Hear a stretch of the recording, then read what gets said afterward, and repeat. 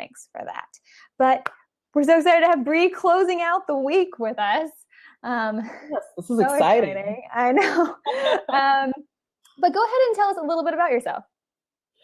Yeah, oh goodness, where to start? I'm from Saginaw, Michigan, and I'm 26. I currently live in Grand Rapids, Michigan. Studied public and nonprofit administration and criminal justice at Grand Valley State University. And I did an AmeriCorps year of service in what was called the Mentoring to Access Corps. And that was an AmeriCorps state program. And I don't know, how deep do you want me to go going into what I currently do? What you currently do. Okay, so during my AmeriCorps year, I started Women Revamped. So I am the founder and current managing director of that organization. And then I also work for Partners for Racism Free Community based here in Grand Rapids as their program administrator. So I deal in all things race related when I'm not talking about women and girls. Awesome. And it's all kind of connected some point. Absolutely. Yeah. Awesome. Well, I want to start with kind of the decision for you to do AmeriCorps after you got out of your undergrad. Yeah, so it's interesting. During college, I did foundation work. Specifically, I worked with community foundations and youth advisory councils. And so I'd always had a job in nonprofits before I did my AmeriCorps year. So for me, my AmeriCorps year was kind of an opportunity to do some reflection about why I wanted to do nonprofit work, what kind of the purpose was in engaging in the field. And it was also, I needed a year to kind of have a reset. And I was overwhelmed because I had been doing foundation work through college. I kind of lost sight of quite a few things. And so when this opportunity opened up to work specifically with young people looking to go to college, it felt like a good opportunity to assess what my interests were, because I've always been interested in working with young people and empowering young people. And that part hadn't changed. I was more so in a space of figuring out, are nonprofits the best place for me to do that work, or is the private sector a space that I need to be in? So my AmeriCorps year was that space, and obviously the outcome is I still work in nonprofits. So I found my answer, but that was kind of the motivation behind it, which from my experience has been that a lot of people think that people kind of fall into an AmeriCorps year of service because, well, I can't find a job after college, so I need to do this. But I think people underestimate how meaningful the year of service is for a lot of people that are looking to figure out, what am I doing here? More specifically, what is my purpose, or how do I rediscover new purpose? And for me, that was definitely the case. And it helped me be a better program director when I went on to be an AmeriCorps program manager for Habitat. Well, and you went on to found a nonprofit. So I'm sure it was helpful for that as well. Yeah, and I founded it during my AmeriCorps year. I had a really great placement site. And I always tell people that people underestimate how much the site of service affects what you get out of it as a member. Yeah. And so I tell people that too.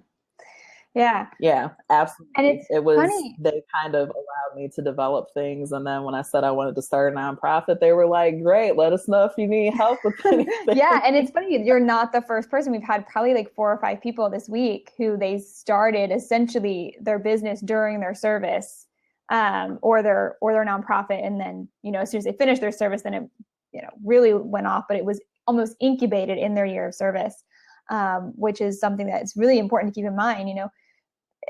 You're getting paid during your AmeriCorps. You're not a lot, but more than if you had just started that organization without that incubator. So I always like to point that out too. But I want to talk a little bit about Women Revamped. So why does it exist? And why did you start it? Yes. So Women Revamped, it was built on a lot of different experiences that I had. And so when I was early in undergrad, I had an abusive relationship. And so that got me into kind of investigating the ways in which we support women. And the more I learned about kind of my own experience and navigating how to heal from that, I stumbled into this space of realizing that, one, we don't develop programs that teach girls how to navigate the very complex spaces that they're forced into. But then two, women are victimized more, primarily because they're able to be taken advantage of within institutions designed to do just that. And so part of it was there was a need for female-centered programming, because a lot of programs that are even used by organizations that serve women and girls are designed with men in mind. Mm-hmm. And so the idea came about because I was on the phone with a friend at 2:00 in the morning, and I was just like, something isn't sitting right. You know, I feel like I need to do something. And so I was toying with this idea of what would it look like if we got a group of women together and said, let's design programs and resources that the community can use for free. Mm-hmm. And that's when Women Revamped was born. And initially it started off as a program design. Okay. So we were designing a program to work with young girls going through the juvenile justice center or juvenile justice system here in Grand Rapids. And we ended up taking that program. So it's interesting to hear Clinton Global Initiative referenced earlier. So we took the program to Clinton Global Initiative University. And there we met a bunch of people who were in similar startup spaces or kind of a year or two along in their startup space. And we're like, okay, this actually needs to be an organization, because once this program is done, there's still this massive need to kind of create spaces where women can discuss what's going on and we can kind of develop tools to use to impact girls. Yeah. So can you give us a little bit of an example of the problem for those of us who haven't had much interaction with the justice system? What is kind of a situation that a woman would find herself in and that you're now trying to solve? Yeah, I mean, I would say we deal less with one specific element. So in our redesign over the last few years, we end up finding that there was power in giving space for women's stories. So a lot of what we do right now is we provide a platform through like Redefining Feminism, for example, for women to discuss their experiences being women. But with the program that we designed for girls, we found girls didn't have mentors. We were kind of looking at the causation behind them being in the system in the first place. So how do you help create a corrective experience as opposed to a punitive one? And what we found is the program couldn't be executed because then you run into the bureaucracy involved in doing anything through the justice system. And a lot of that was what shifted us to doing more advocacy-based pieces and resource-driven work. Got it. One, because we felt like that would be more sustainable, and because we are all volunteer-run, we wanted to make sure that in everything that we did, we weren't doing any harm to girls who would be served by the things we produce. Got it. So we don't work directly with girls, but our goal is that we're producing resources that organizations that do have that direct contact can take advantage of. Cool. Great. Awesome. What would you say one of your biggest successes is? And that could be either a partnership or a girl you know who's been affected. Oh, that's a tough one. I would say one of our greatest successes has been Redefining Feminism. So kind of a description of what that is. It's a month-long campaign that we run for the entire month of December, where we share stories of women every day for the entire month. And it's women talking about successes. It's women talking about struggles. It's women telling whatever their story or whatever their truth is, and us providing a platform and sharing it. And what we found is that it's been a healing space for a lot of people. So 2015 would have been our second year doing it. The first year, we got some great reception, and we were able to kind of get the momentum going to support the second run of it last year. And we found, especially in stories told about women who had experienced sexual trauma, that people reading the stories felt affirmed in the women who were talking about their experiences healing. it taught us a few lessons along the way, which is certain stories we need to have resources ready to go the moment we post it, because people underestimate how important it is for people to see that other people are struggling. Yeah. And I think what that campaign helped us understand is that storytelling can be a transformative experience for not only the storyteller, but the people that are on the receiving end of the stories. And so we've seen a lot of success with people who did not feel like they had a story to tell sharing. And then people who didn't realize they had something to process, who were reading the stories or in some cases hearing the stories. They didn't realize that there was some healing needed on their end too. So it created an amazing space. It was interesting for us to observe because we did see there's a need to develop programming specifically around helping young women on college campuses, for example. And that is a piece that we're currently working on and developing tools to help colleges be more supportive of women. The other thing we also saw is that girls, like young girls, have stories to tell and they need to tell them. And so right now we are going to be going out and doing some recording around telling the stories of girls 15 and under and seeing what is it like being a girl? What is that experience? Because we found storytelling is one of the pieces that's grossly lacking amongst women. Yeah, it really is amazing how when you hear a story, you almost just feel safe to tell your story or to even connect to something that's happened to you before. So it's amazing that you got to notice that. And I do want to talk a little bit more about what your future plans are, but we have a question here. So what do the tools on college, well, that's going to answer this question. So what do the tools on colleges look like and how do you get the word out about them?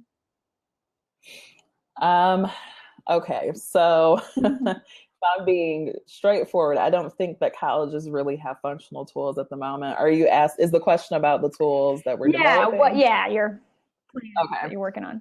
So our plan, without giving too much away, knowing that some of it is going to change because we're in the development stages, is it's essentially creating an open space for universities to discuss sexual assault amongst students. And ideally, we want it to be an experience that the campus facilitates before the school, like at the very beginning of the school year. So it's creating, and our thought process behind it is, if you start the school year setting the tone for what the culture will be, that will impact the way things play out throughout the year.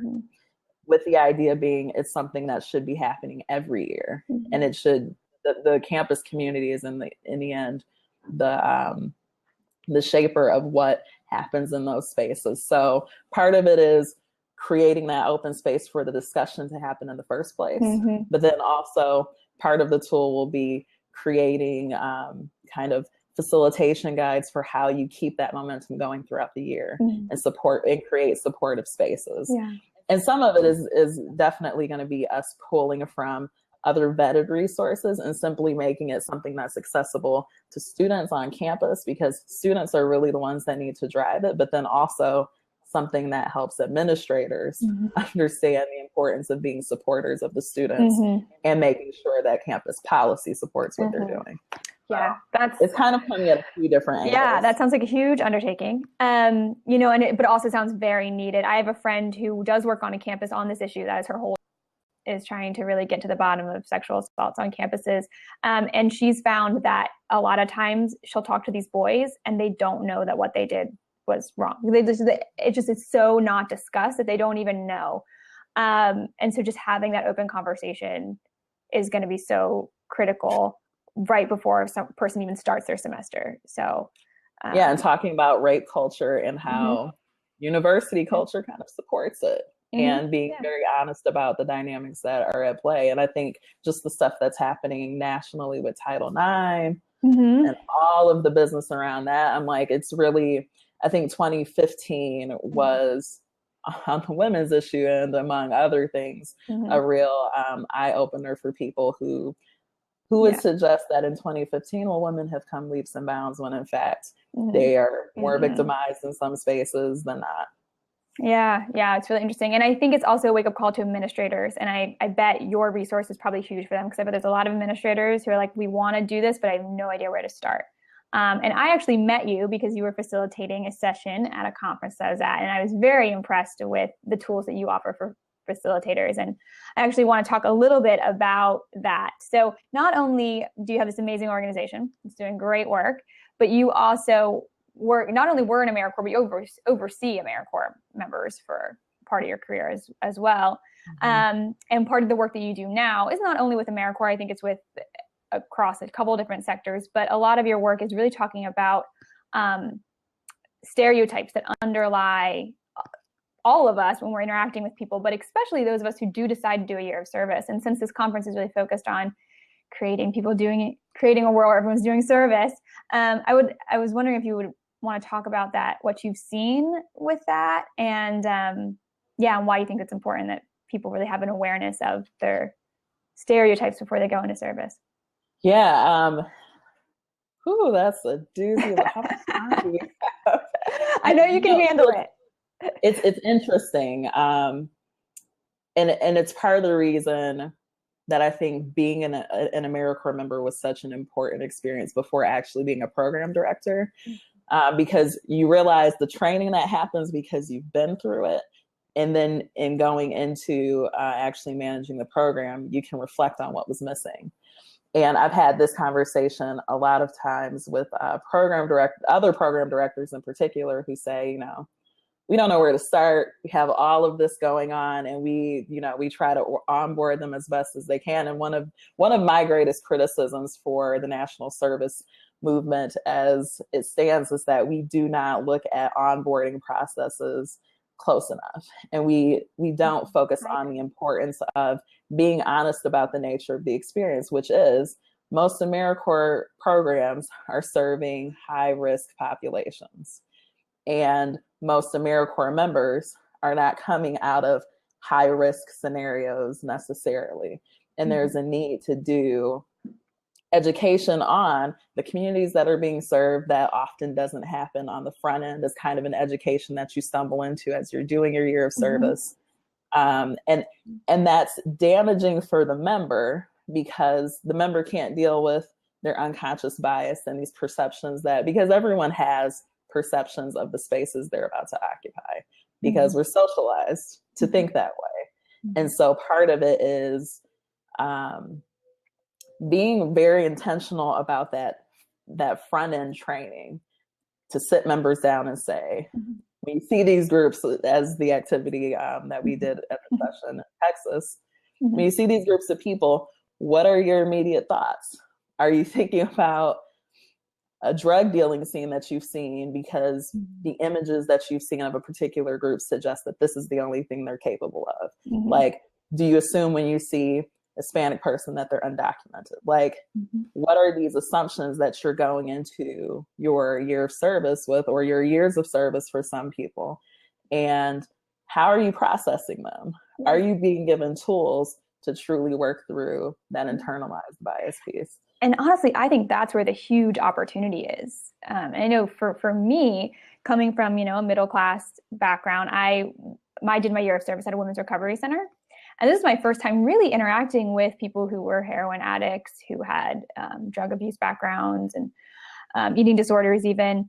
And so that was my first time really hearing their stories and really having to rewrite my stories of what it means to be an addict and why someone becomes an addict, and to really understand actually why they become one. And I was fortunate that my host site was really good about this conversation and making sure we had space to have that conversation.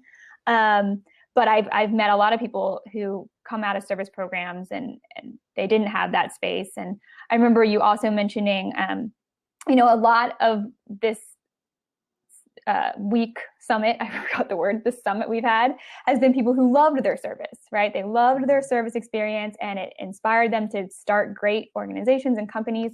But you and I have both met people who actually leave really jaded. And I was wondering if you could talk a little bit about that and why that's an issue. Yeah.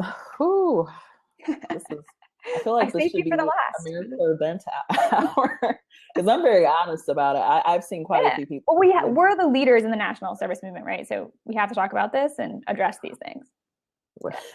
And talk to the people up top who Mm-hmm. still have not dealt with what are some prevailing issues that national, because for me, and this is kind of a sentiment that I carried as a program director, the most important job that we have is providing a good year of service for the member, because it's not just that the member is doing service to benefit a community, because that is one element of it, but the other element is it's meant to be a formative experience for that member.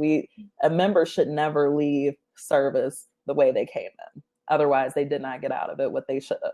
Mm-hmm. And the fact that we don't really functionally talk about how if the service site isn't acting right, it destroys that member's ears. Like the service, the placement site, and I guess for people that aren't super familiar with AmeriCorps service, different programs run differently, but across the board, for the most part, you have service sites. So as a program director, I ran a statewide program. And so I had members at 15 sites. And so if one site was acting crazy, like, oh, you're going to be sitting down and doing work that has nothing to do with what your service was supposed to be about, that is a damaging experience for a member that has an expectation. They're there to, I'm going to use Habitat as an example. I actually didn't have this experience in being a program director at Habitat, but if a member is on site to build homes, the expectation is you're going to both teach me how to build this home and I'm going to follow through on it. And if you get to the service site and the service site, no, we're going to have you do some desk work, file some paperwork. You might build a house by the end of your service.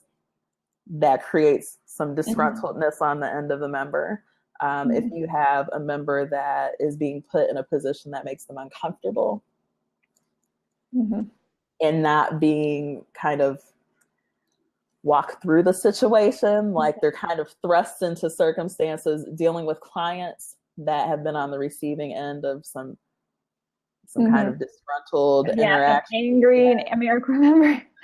Like, and the AmeriCorps member is put in front of them to deal with what in the end the organization should be dealing in.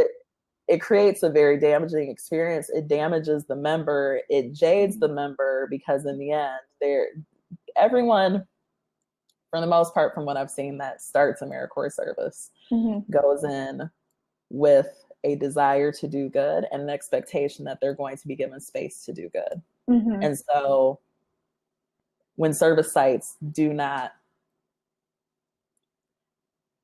appeal to that desire and do not create a space where that desire can be met, what you end up with are members that leave that hate nonprofits. Because the other thing too is members are also ambassadors to the cause after they leave. Absolutely. We have a very one-sided view of members' interaction. We need to, like, when someone is serving with an organization, that organization also should be cultivating a future donor, a future volunteer, someone who, again, when put in the community, has good things to say about the work that they're doing. And you know, when members leave disgruntled and they say bad things about an organization, I sit back and I say, well, they got what was coming to them, because members only making $12,000 a year to work full time. So the impetus is not on them to prove that their service is worth it. It's the organization's job to make sure that whatever is happening is acceptable and is beneficial.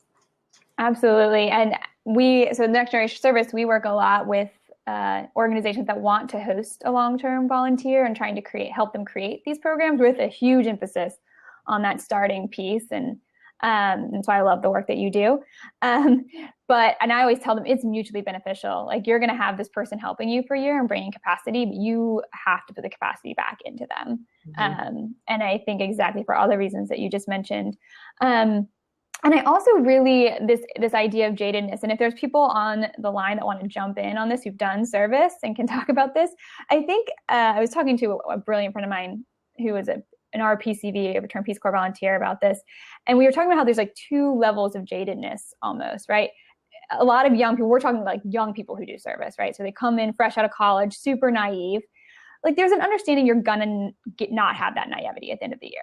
Like that is, but at what point, there's two kinds of jaded. So there's the one where it's like you realize that this is really complicated stuff. These solutions are not straightforward. This problem is not straightforward. There are a lot of things that put people into poverty. There are a lot of reasons people don't have houses or don't have access to food or clean water or whatever it is.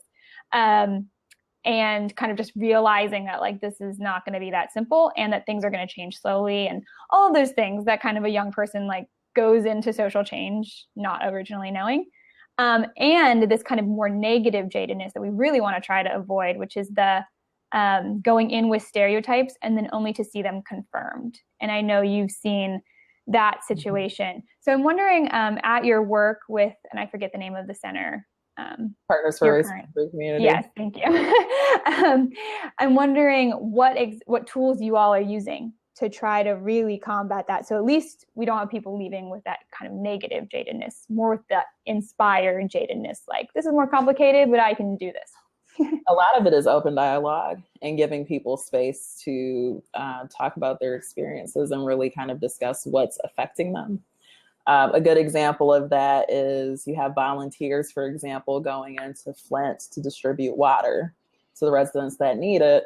And some volunteers are scared to go into certain neighborhoods because of what they've seen on TV about those neighborhoods. And that there needs to be an intervention the moment that comes to light.